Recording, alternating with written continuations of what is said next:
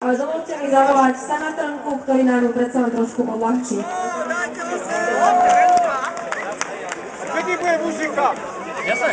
Dobrý deň. Takže, aby sme to nebrali tak vážne, ja som predpokladal, že tu nevystúpi nikto, kto by obhajoval aj tú druhú stranu. Takže ja by som vám rád prečítal také stanovisko Združenia veľkopodnikateľov Slovenska, ktoré sa zakrátko objaví na stránke zahojený.sme.sk. Milí občania, nerozumieme tej vlne nevôle, ktorá sa proti nám v spoločnosti zdvihla.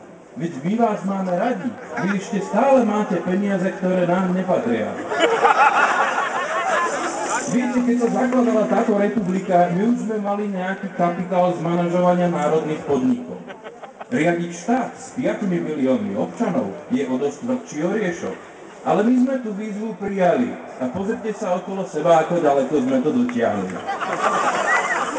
Sme s vami obkolísky pohrob. My sme nemocnica, ktorá vás privedie na svet. My sme tá novostavba, v ktorej budete bývať. My sme banka, ktorá na to vašim rodičom požičia. To my sme ihrisko a park, kde by ste sa mohli hrať, keby sme to nevyužili na niečo zmysluplnejšie. Takže budete doma pozerať ako deti televíziu. A to sme tiež my. Keď si nájdete prvú lásku, my budeme to zrevitalizované nábrežie, kam s ňou pôjdete na rande. My sme ten národný park, kam s ňou pôjdete na svadobnú cestu. A naše sú aj tie súdy, ktoré vás potom rozvedú.